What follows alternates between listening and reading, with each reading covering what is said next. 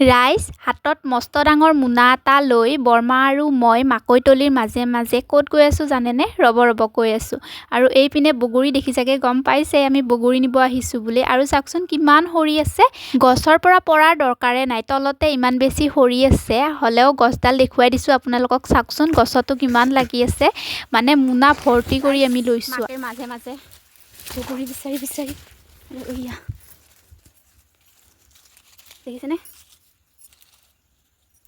ইয়াতে মানে বহুত বগৰী আছে নহয়নে? অধিক মাছত আমি বগলীকণা হৈ গৈছোঁ, দেখিছেনে?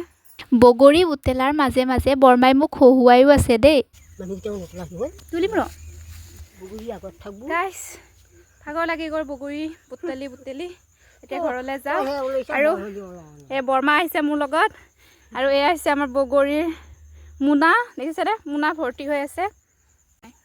এতিয়া ঘৰলৈ যাওঁ। দেখাই দিছোঁ তো, বৰমাক দেখাই দিছোঁ।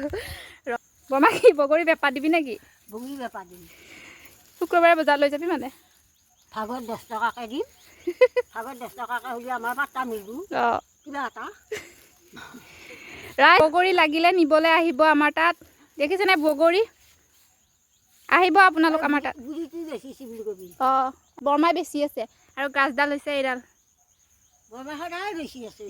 শুনিলেনে বৰমাৰ কথা? বগৰী হেনো বেচিব। বাৰু এয়া আমি বগৰীৰ মোনা লৈ ঘৰলৈ আহিলোঁ দেই। আজিলৈ আহিছোঁ, বাই।